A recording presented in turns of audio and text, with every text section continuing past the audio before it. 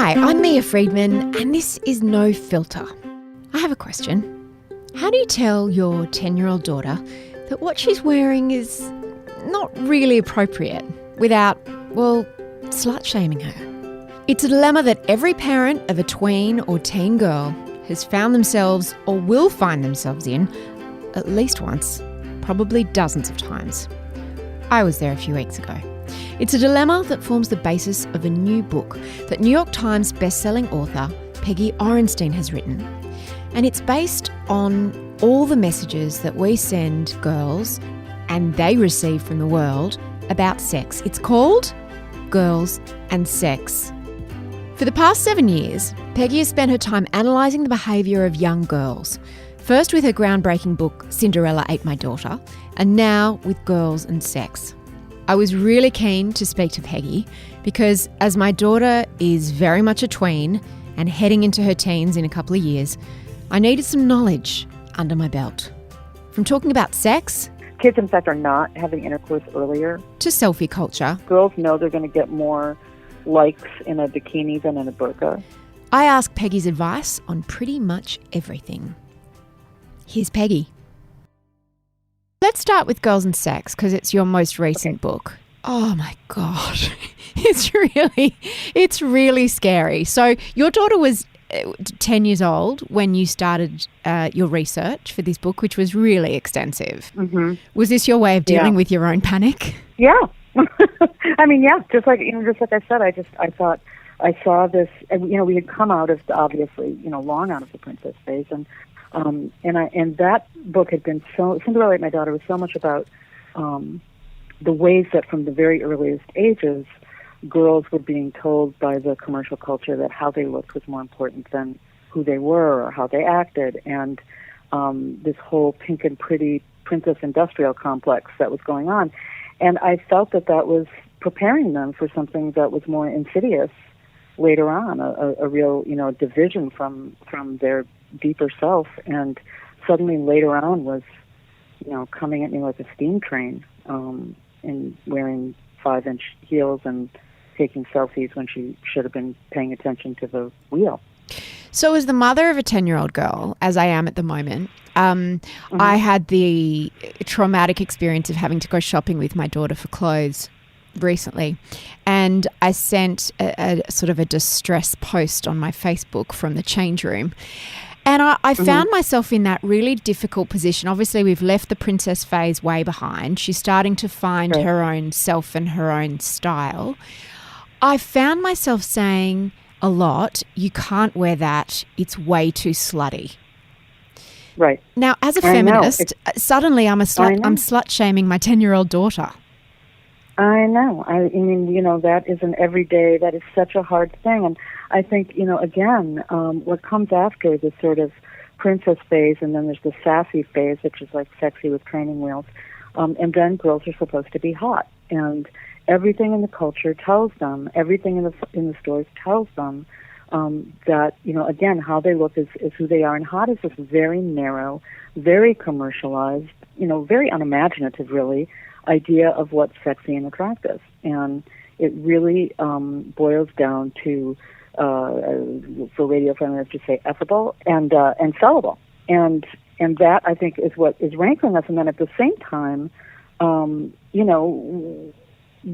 since that sexualized image is presented to us as expressing their sexuality, then we feel that we're shaming our daughters by not wanting them to, have all self-expression boiled down to Kim Kardashian's version of it.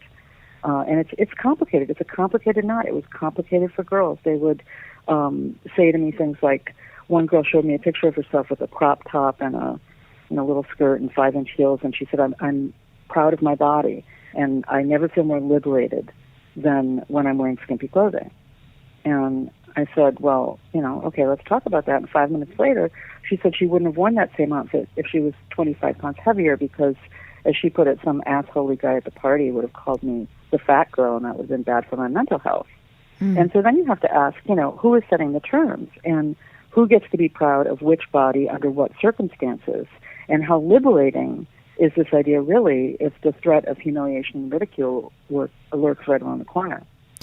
I'd like to unpack that just a little bit, because it is something that's really that is really complex, because I find myself, I'm 45, a lot of the women I work with here are much younger, and I find that what they call empowering, you gave me a great term for it, which is self-objectifying, because it's like this faux empowerment. Can you explain that a little bit, and what the girls said to you about that? Because this argument that I'm a feminist, it's my choice, I feel empowered when I wear these slutty clothes. Well, again, it's really complicated because everything in the culture is telling them that, and selfie culture is telling them, and everything is telling them that. And yet, at the same time, one of the girls said to me, isn't it possible to, she used the phrase dress slutty, okay? Isn't it possible to dress slutty because you feel good about yourself and don't need validation, as opposed to because you don't feel good about yourself and you do need validation? And I said, maybe. Tell me how you know the difference. And she just kind of looked down at her black nail polish and said, I don't, and I spend my whole life trying to figure that out, and often I think it's at the expense of my mental health. So, I think we really have to be careful for demonizing girls for doing what they have been told to do since they were little. At the same time, I think we have to try to, rather than coming down on the girls, I think that we have to try to talk to them in a more contextual way about what the culture is telling them, what's a real choice and what's a kind of rigged choice, who's setting the terms of those choices, what is it, what is the difference between, I guess, there's so much research on self-objectification being unhealthy for girls, and the biggest bait and switch is that it is linked to less sexual satisfaction, among other things.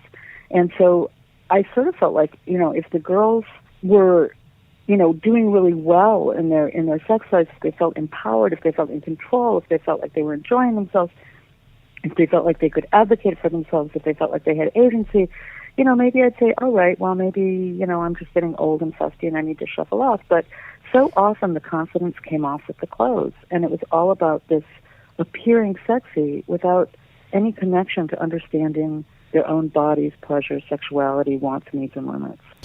I know that how girls dress, particularly how teenage girls dress, is a hugely fraught issue in the US because you don't have school uniforms. In Australia, we have school uniforms at both public and private schools. So parents obviously love this because not only is it cheaper, but it self-regulates. Everybody, it's a great equalizer, in fact. So everyone has to wear the same thing. There are certain school rules about, what your uniform is and how you wear it. But in America, it's land of the free. Can you? And it's become a bit of a battle zone, hasn't it? This idea of schools trying to police how girls dress. Yeah.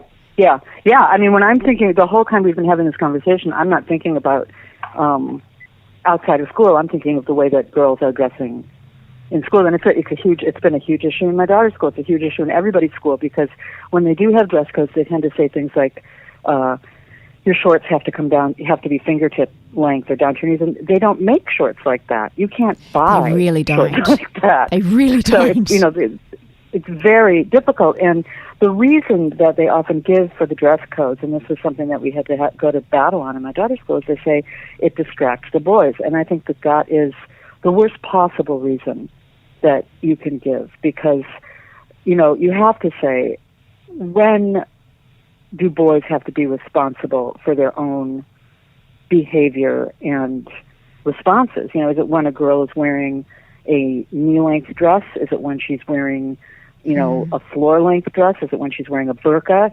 It's very, it's a very bad lesson to say that the boys are not responsible for regulating their own behavior. They are plenty responsible regardless of what that girl is wearing. What about the idea of there being appropriate, and that sounds so prudish, and I love what you say in the book about how the opposite of a negative is usually a positive, but the opposite of slutty is prudish, so no one wants to be either. And it's very hard to engage in this sort of conversation or debate without sounding prudish, but here I go. What about the idea of appropriate dress for school and just for being out in the world. Yeah, I mean, that's something to talk about. With what does that mean? And it's a conversation that we need to have with our girls and our boys. And it's one I have. It's an ongoing conversation I have with my daughter. It does help, I think, to have a certain kind of dress code so that you don't have to keep arguing. You just say, "That's the dress code, honey. You can't wear that." What are the ways that mothers can talk to their daughters in, around clothing, for example? I was in the dressing room with my daughter and I saw her confused face when I said, "You can't wear those shorts, they're too short," or use the word slutty. And she's 10. I think that right. That's fighting words. And it also pushes, and this is driving me crazy too, is that it pushes girls into self-objectification as a form of rebellion or as a form of, feminist statement. Yes. And that just makes me want to bang my head against the wall. Yes. So, what should I say? How do we say to them, don't do that, well, don't dress like that?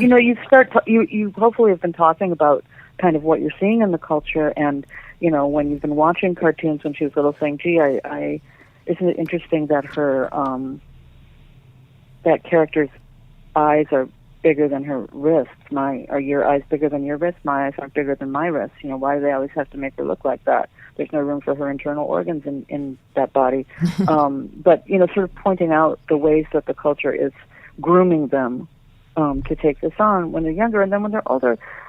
I really try and talk to my daughter not to demonize either her or her friends. And so in having the dress code conversation that we've been having for the last few weeks, I do lay it out there. I say it's a really complicated situation. You're going to, I think you're going to get unwanted attention no matter what you wear at your age, but you also may get more and get it quicker if you wear certain things than other things, and you may not be ready for that or want that to happen. And again, that shouldn't be your fault or be about how you dress, but you are going to be walking down the street downtown every day. Social media is full of these celebrities posting naked shots of themselves and saying how empowered they feel. And we see teenage girls aping that as well. It makes me want to scream and bang my head against a wall. But I'll often have fights with younger feminists. Aren't you shocked that you're here? Like, who thought you were going to be that person, right? I know, I'm that person, Peggy. I'm that person. I know. And I have fights with the younger feminists that I work with who say, but that is their choice. Why are you shaming them? If that's how they feel empowered, then why is that a problem? Why is that a problem? Well, again, because what we know about all of the, from research about all of that is that it's not mentally healthy. And from where I was sitting, looking at, girls know they're going to get more likes in a bikini than in a burqa. It's constantly telling them that how they look is more important than who they are. I mean, we're seeing things here like a few years ago at Princeton, they were noticing that the percentage of women in leadership roles had dropped over a decade. So young women in Princeton, which is one of the most elite schools in the U.S., were backing off of public leadership. And so they did this big survey, and they found that there were a lot of reasons for it, but among them was that they felt that they had to be not only qualified and competent and all these things, but they had to be fit and put together and hot in order to be a public face of a club or an institution. And they were afraid that they weren't. But you can be a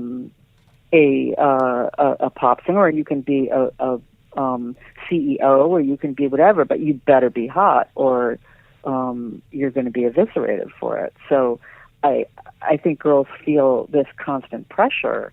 Even on one hand, they may say, yeah, it's empowering if they have the exact right body at the exact right time. Because of course it would if you can fit the mold. But if you can't, and the second you don't, and, constantly opening up your body to critique,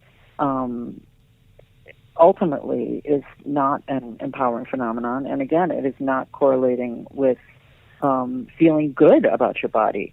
those things, in fact, don't correlate. They correlate with body image issues, and they correlate with sexual dissatisfaction.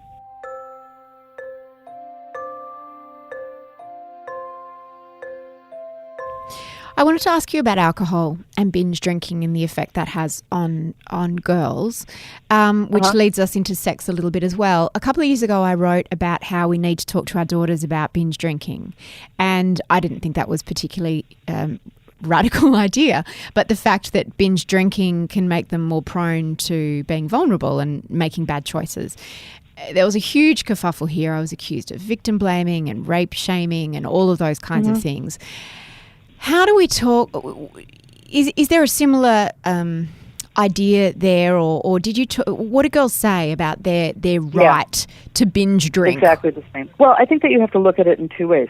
First of all, yes, I think that it's important that everybody understands, that girls understand that the female body processes alcohol different than the male body, and that pound for pound, we get drunk faster and more fully than guys, and that certainly every time you take a drink, you're giving away some power, and sometimes you want to do that, and sometimes you don't want to do that. That does not mean that somebody gets to rape you, but it does mean that as a parent, I think most of us want our children to be careful, and we also know here that although the numbers of kids who drink, the percentage of kids who drink has not changed, the amount they drink has, and particularly among girls, binge drinking has been on the rise. So understanding all the health ramifications of binge drinking, not just the vulnerability to sexual assault, is important. At the same time, boys drinking puts them at greater risk of being a perpetrator of sexual assault. What we know about boys is that when they drink, they are less able to read social cues. They're less likely to accept no for an answer. If they do assault, they're more aggressive, and they're less likely to step in as bystanders than sober boys. So it's not a one-directional issue. Boys drinking definitely plays into the epidemic of assault. And I think the other piece that I talk about in the book more is the hookup culture, which I assume that they have there as well. Oh, yes. Don't they? Yes. Define hookup culture for me. Well, so kids this generation did not invent casual sex, as you know. Apparently not. Yeah, but what is different is that rather than being the exception, that it's seen as the norm and the kind of pathway. Although most hookups don't lead to relationships, if there is going to be a relationship, it's the pathway to a relationship. So it becomes the way that they believe sex is supposed to happen. And hooking up does not have a defined meaning. So you don't know if somebody comes, says, yeah, I hooked up with so-and-so last night, if that means that they kissed them or had intercourse with them. It could mean really anything. The hookup culture demands, the alcohol in hookup culture is used not just as a lubricant, but it's really integral because it creates, Lisa Wade, who's a sociologist in Southern California, calls it compulsory carelessness. And it's the idea that you are not supposed to care not only about, you're not supposed to care about who you are hooking up with, you're not supposed to care about that person's well-being. If you're a guy, you don't care about whether the woman has a good, an orgasm. And you aren't supposed to care the next day. So girls would tell me, the person who texts first loses. And all of that, I think, dehumanizes people in their sexual encounters. And at the worst, it can either mask sexual assault because it's the extreme edge of that behavior, or encourage, kind of allow it by dehumanizing people in the relationship. So that was where I was going with that. But with porn, I mean, we're talking about kind of all the negative ramifications right now, and I think a lot of the book is really about the importance of talking to girls about sexual pleasure and sexual agency and the importance of them being able to assert their own needs and wants and desires in their sexual relationships. But some of the blocks to that are what we're talking about. And porn, the internet has been such a game changer because it has meant that kids are seeing more explicit porn at a younger age, and nobody's talking to them about it, and so they're seeing it before they've even had their first kiss, and we're not saying, so on the sort of G-rated end of the spectrum, girls would say to me, my boyfriend or the guys that I'm sleeping with or whatever want to know why I don't make the noises that women in porn make when we have sex. And that was one of those comments. I heard it so much that my journalistic resolve started to just kind of crumble. And I said, look, it's a movie, and a movie needs to be a soundtrack, or it's a silent movie. And so that's why they have to make the noises, because they need the soundtrack, which would be like a revelation. So that, there were ways that the porn script, which was about, often puts women again as a projection of male sexuality, as being there to please, not to, to please men, even if they're getting pleasure, it's getting pleasure for men, for men's viewing. And it's really it's really an extension of the self-objectification, isn't it? Because so much of porn for women is performative. So is it's all about the exactly. Yeah. So is all the self-objectification that girls do in the lead up to becoming sexually active just preparation, or it just becomes more of same and easily continues into that idea of self-objectifying during sex? Right, and one of the girls I remember, said to me that she would find herself looking at herself from like the ceiling and saying, "What would she do? She would hold this position and not shake. She would do this." And she said, "I don't even know who that she is I'm talking about. I guess it's a porn star." Yeah, And she was like, it was kind of shocking to me, but it was kind of the ultimate. Self-objectification, that you're not even in your body anymore. You're looking at your body and thinking about how that body ought to be performing for your partner.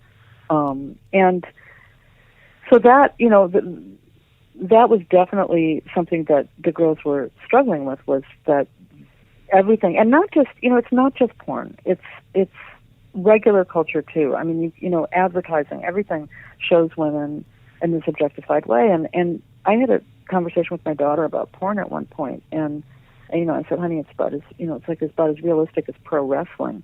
And I don't know why people suspend disbelief when they watch porn in a way that they don't when they look at other things. Like they think, well, this is real. Yeah. Nothing else is, but this is, right?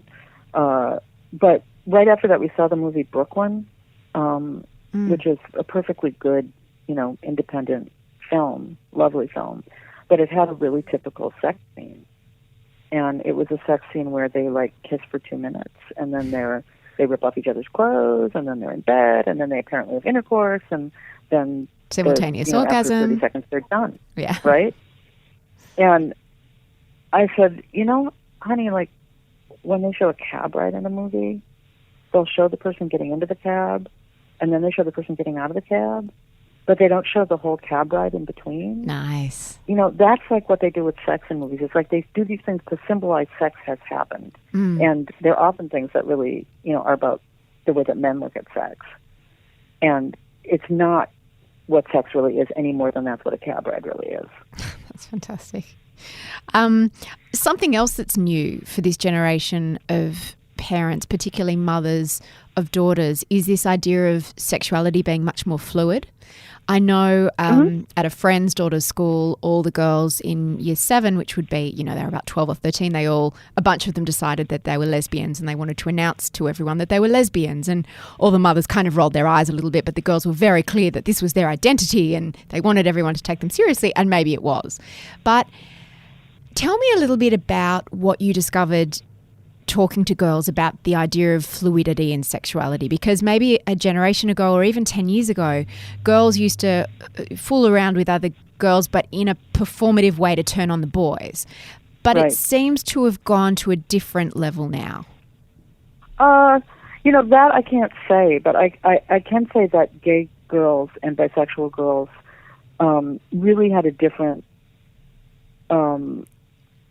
set of expectations and experiences in terms of being present and enjoying their sexuality. So when you look at research on sexual satisfaction, young women are more likely in heterosexual relationships than young men to say to measure their satisfaction by their by their partner's pleasure. So they'll say, if he had a good time, I had a good time. Mm-hmm. Whereas men are more likely than women to measure their satisfaction by their own pleasure. So I had a good time, so I had a good time. Where gay girls were concerned, though, or bisexual girls, when they were girls in same-sex encounters, would talk about that girls remain as invested in their partner's pleasure regardless of the gender of that partner. So in same-sex encounters, the orgasm gap that you see in heterosexual relationships disappears, and girls have orgasms at the same rate as guys in heterosexual encounters. So not that orgasm is the only measure, but women are 6 times more likely to say they enjoyed an encounter when they do have an orgasm. And so when I would talk to girls about that, they would use the phrase, it was funny, they often use the same phrase, which was that they felt that with other girls, they could get off the script and that they were free to create an encounter that worked for them. And they felt sort of liberated by that. And the other thing that gay girls really highlighted for me was that it's not serving us to continue to talk about virginity as if it only means first penis in vagina. Why is this one act, which doesn't even feel good to most girls, the line in the sand, between adult sexuality and teenage sexuality? And I asked one of the girls who was a lesbian how she knew she wasn't a virgin anymore, and she said she had to Google it, actually. She didn't know. But she decided that it was when she'd had her first orgasm with a partner. And I thought, wow, what if that was the definition? How would that totally change? Not that intercourse isn't important or a big deal, or that we don't have to, have discussions about risk and, all that kind of stuff. But the idea that, of casting sex to kids as a pool of experiences that's about affection and warmth and desire and intimacy and pleasure and arousal and all these things, as opposed to this race to a goal, and sort of saying, look, who's really more experienced? The person who kisses their partner for 3 hours and experiments with erotic tension and sensuality, or the person who gets hammered at a party, hooks up with a random so that they can unload their virginity before college.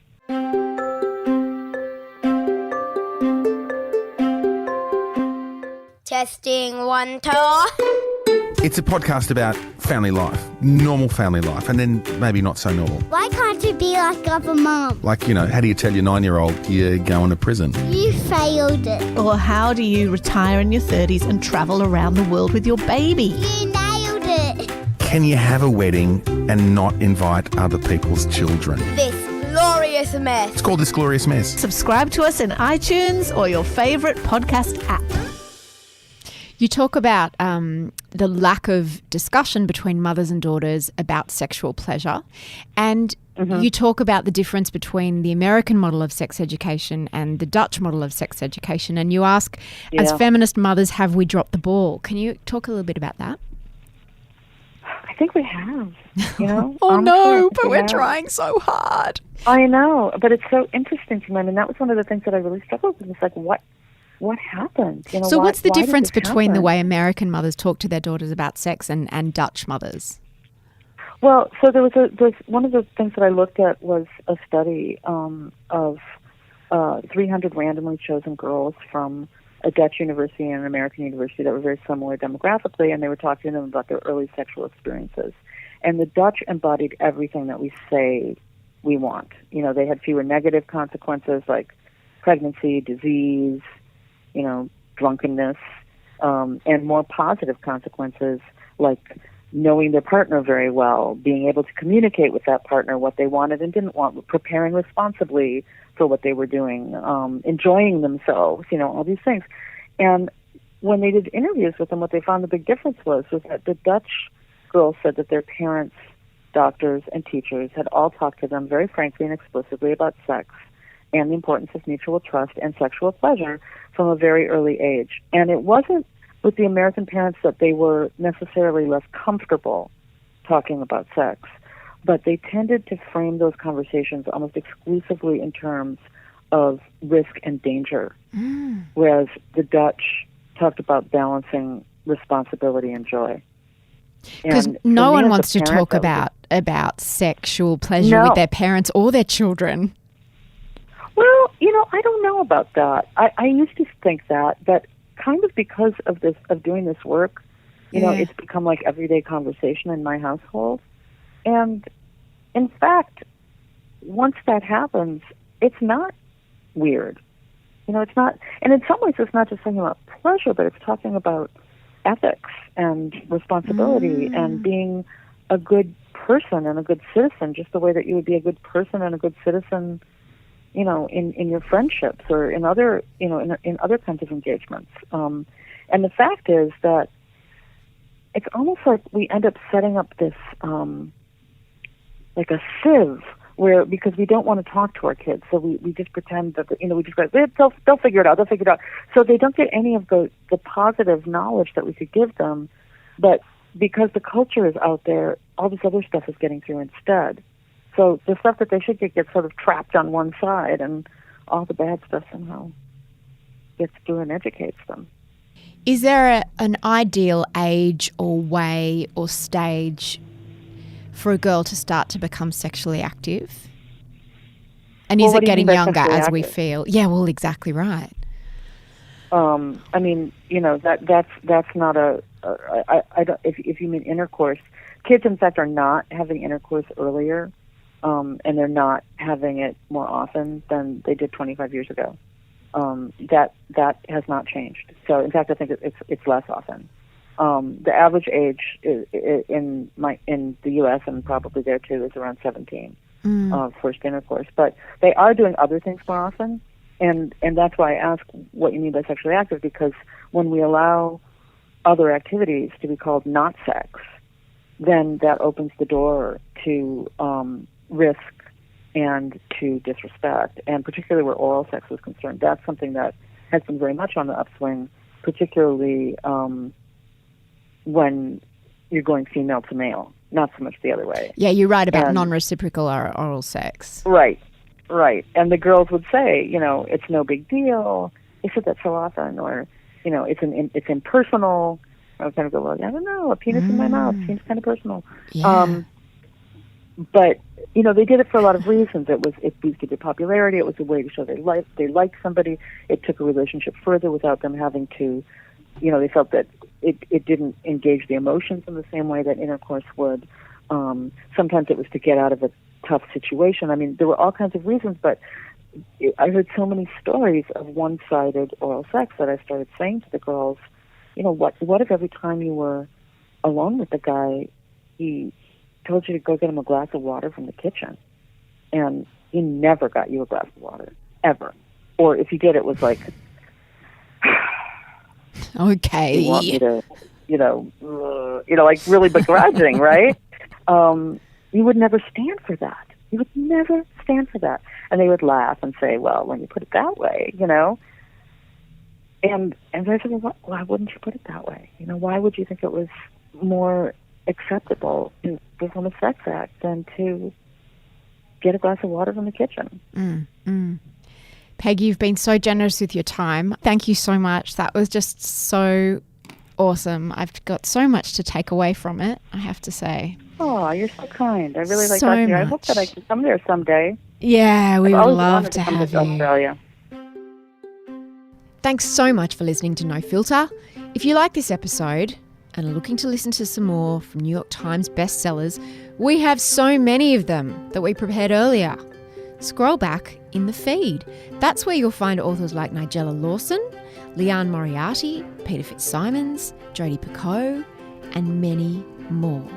You can find Peggy Orenstein's books by going to apple.co/Mamamia, and you'll also find all of our shows in one place and any books written by the many Mamamia team and guests.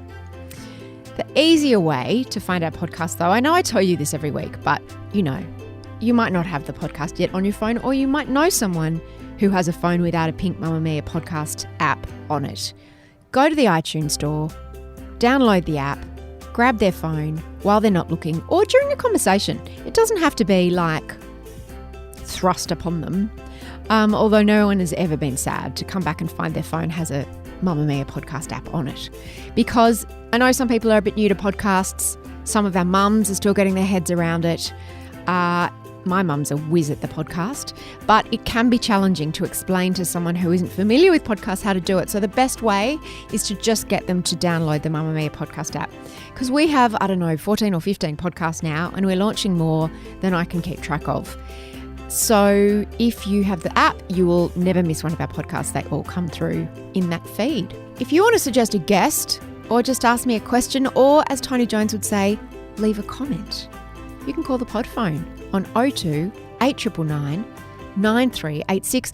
I don't know if we've ever had any phone calls for No Filter, have we, Liz? No, but I understand that because I hate the phone and I wouldn't be calling either. So you can email me at podcast@mamamia.com.au. Me and my producer, Liz, will read your emails. We love getting a bit of feedback. Today's show was produced by Liz, also going by the name of Eliza Ratliff, that's her more formal moniker, for the Mamma Mia Women's Network. The executive producer of podcasts is Monique Bowley, who didn't change her name after she recently got married, and the head of entertainment is Holly Wainwright, who is never been married and continues to live in sin with her partner and 2 children. You can call the pod phone and leave a comment about that if you like. We'll be sure to pass it on.